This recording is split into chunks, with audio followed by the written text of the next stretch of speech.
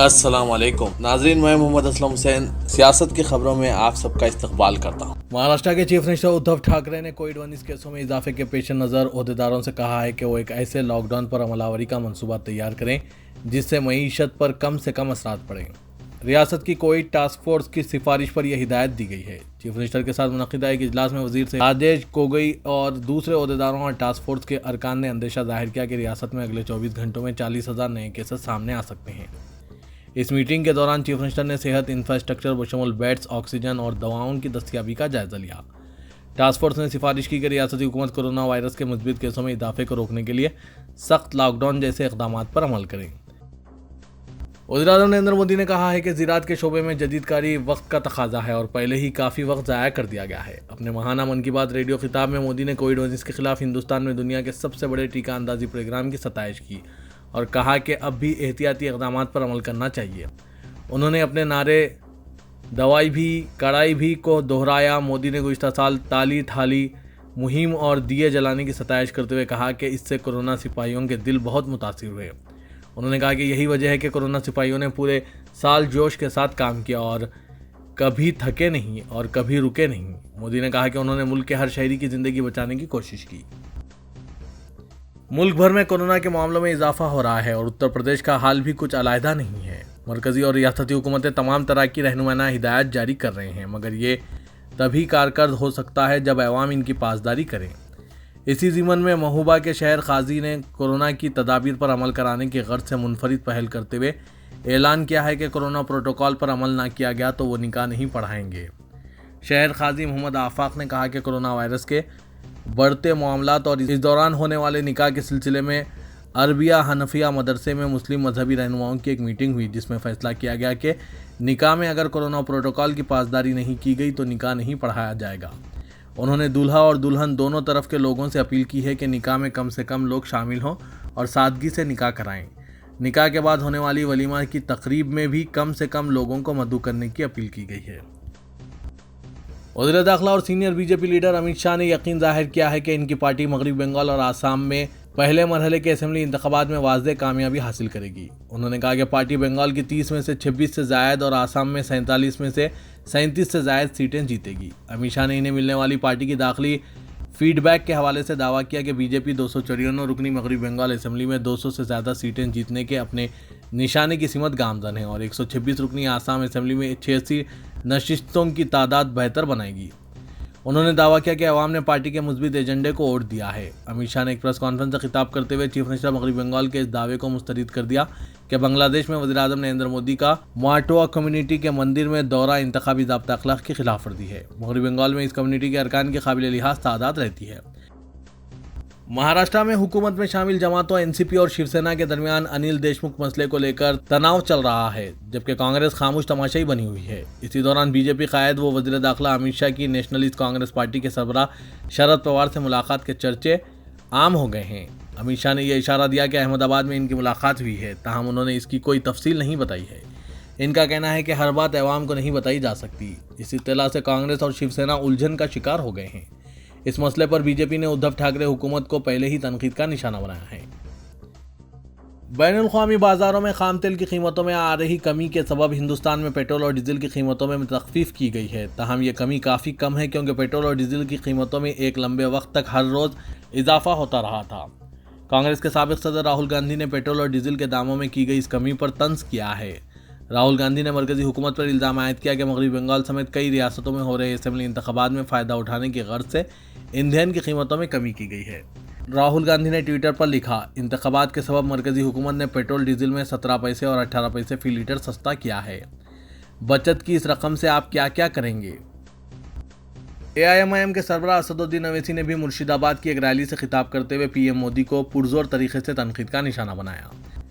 اپنے خطاب میں اویسی نے بنگلہ دیش اور بنگلہ دیشی کو لے کر پی ایم مودی سے ایک انتہائی سخت سوال بھی پوچھا۔ انہوں نے اپنے ایک بیان میں کہا کہ پی ایم مودی نے بنگلہ دیش میں جمعے کو کہا تھا کہ انہوں نے بنگلہ دیش کی آزادی کے لیے ستیہ گرہ کیا تھا۔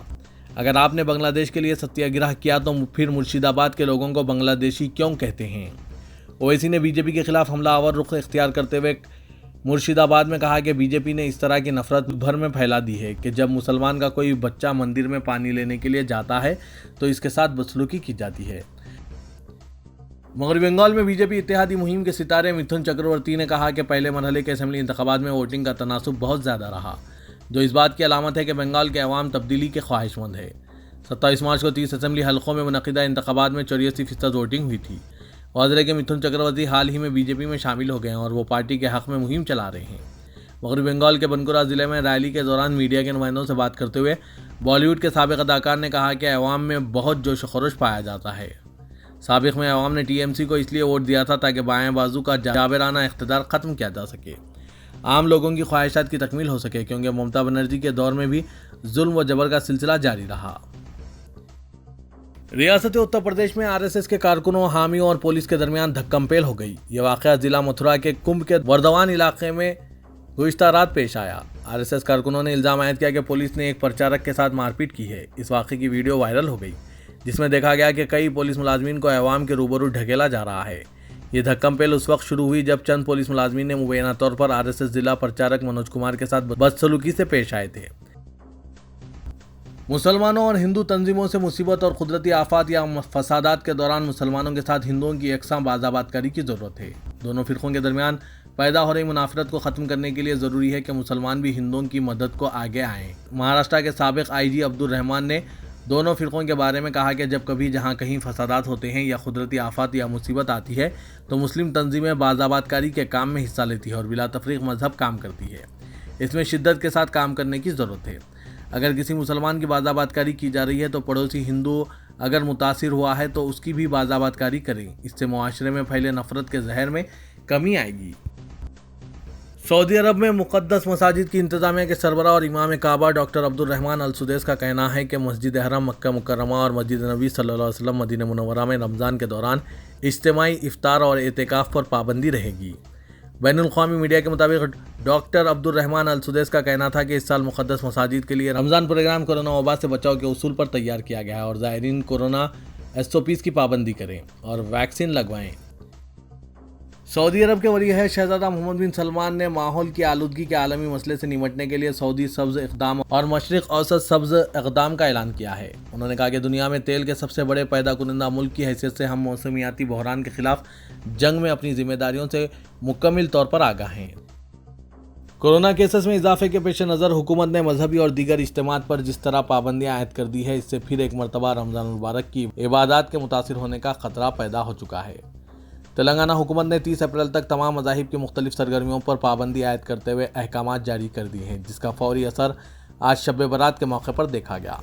تلنگانہ حکومت کی پابندیوں کے نتیجے میں شہر میں شب برات سے متعلق تمام بڑے جلسوں اور اجتماعات کو ملتوی کر دیا گیا تھا۔ مختلف تنظیموں اور جماعتوں کی جانب سے ہر سال متبرک راتوں میں عام جلسوں کا اہتمام کیا جاتا ہے، جس میں ملک کے نامور علماء کو مدعو کیا جاتا ہے۔ اس مرتبہ بھی مختلف جلسوں کا اعلان کیا گیا تھا، لیکن حکومت کی جانب سے اچانک تحدیدات کے بعد منتظمین نے جلسوں کی منسوخی کا اعلان کر دیا۔ مساجد میں شب برات کے سلسلے میں جلسوں کا اہتمام کیا جانے والا تھا، لیکن کورونا پابندیوں کے سبب تمام پروگرامز منسوخ کر دیے گئے ہیں۔ حکومت کی پابندیوں کا اثر مساجد میں نمازوں کے اہتمام پر بھی پڑا ہے۔ مساجدوں میں نماز عشاء کے بعد عبادتوں کے اہتمام کی اجازت نہیں دی گئی۔ تاریخی مکہ مسجد میں مغرب سے ہی مصلیوں کی آمد پر روک لگا دی گئی تاکہ کسی بڑے اجتماع کو روکا جا سکے۔ حکومت کے زیر کنٹرول اس مسجد کے ذمہ داروں کو ہدایت دی گئی تھی کہ کورونا قواعد پر سختی سے عمل کیا جائے۔ تلنگانہ کے چیف سیکریٹری سومیش کمار نے ایک احکامات جاری کرتے ہوئے بتایا کہ کووڈ-19 وبا کو پھیلنے سے روکنے کے لیے ایک ضروری عمل ہے، اس لیے عوامی مقامات، کام کے مقامات، عوامی ٹرانسپورٹ میں سفر کے دوران ریاست بھر میں ماسک پہننا لازمی ہے۔ اس سلسلے میں کوئی بھی لاپرواہی آفات سماوی انتظام ایکٹ 2005 کی دفعہ 51 تا 60 اور تعزیرات ہند کی دفعہ 188 کے تحت قابل سزا ہوگی۔ تلنگانہ حکومت کی جانب سے ماہ رمضان المبارک کے سلسلے میں واضح رہنمائانہ خطوط جاری نہ کیے جانے کے سبب تاجرین دوبارہ پریشانی کا شکار ہونے لگے ہیں اور کہا جا رہا ہے کہ چیف منسٹر کے چندر شیکھر راؤ کی جانب سے اسمبلی میں اس بات کا اعلان کیے جانے کے بعد کہ تلنگانہ میں کوئی لاک ڈاؤن نہیں ہوگا، تاجرین میں خوشی کی لہر دوڑ گئی تھی، لیکن یہ خوشی 2 دن بھی باقی نہیں رہی کہ تلنگانہ کے چیف سیکریٹری سومیش کمار کی جانب سے تلنگانہ میں نئی تحدیدات کے سلسلے میں احکامات کی اجرائی عمل میں لاتے ہوئے مذہبی اجتماعات، جشن اور تقاریب کے انعقاد پر امتناع عائد کرنے کا اعلان کیا گیا۔ ماہ رمضان المبارک کے دوران شادی خانوں میں لگائی جا رہی نمائش اور سیل میں حصہ لینے والے تاجرین کی جانب سے گزشتہ 2 ماہ کے دوران پس و پیش کا مظاہرہ کیا جا رہا تھا کہ اگر کورونا وائرس کے مریضوں کی تعداد میں اضافہ ہوتا ہے اور حکومت کی جانب سے نئی پابندیاں عائد کی جاتی ہے یا پھر تحدیدات عائد کی جاتی ہے तो ऐसी सूरत में नुकसान का सामना करना पड़ेगा। तेलंगाना में गर्मी में शिद्दत आती जा रही है और कई मुकामात पर दर्जे हरारत 40 डिग्री सेल्सियस को पार कर चुका है। हैदराबाद में इतवार को दर्जे हरारत 39 डिग्री से जायद रिकॉर्ड किया गया, जबकि सारी रियासत में मौसम गर्म तरीन होता जा रहा है। आदिलाबाद, मंचिर्याल और कमरम भीम, आसिफाबाद, अजला में दर्जे हरारत 42 डिग्री के करीब रिकॉर्ड किया गया, जबकि पेद्दापल्ली, जगतियाल और निजामाबाद में दर्जे हरारत 41 डिग्री रिकॉर्ड किया गया। ओहदेदारों का कहना है कि यह मौसम गर्मा की सिर्फ शुरुआत है और अप्रैल और मई में रियासत में गर्मी की लहर के साथ मौसम मजीद सख्त हो सकता है। कोरोना वबा इसके बाद लॉकडाउन के बावजूद रवां मालियाती साल के अख्तिताम से चंद दिन कबल GHMC ने पहली बार 1500 करोड़ से जायद मकानात के टैक्स वसूल किए हैं। 11,73,218 अफराद से ये टैक्स हासिल किया गया है। ग्रेटर हैदराबाद म्यूनसिपल कॉरपोरेशन पहली बार इतनी भारी रकम बतौर टैक्स वसूल करने में कामयाब रही है और उम्मीद की जा रही है कि अप्रैल के आखिर तक 1900 करोड़ रुपए टैक्स की वसूली का निशाना मुकम्मल कर लिया जाएगा।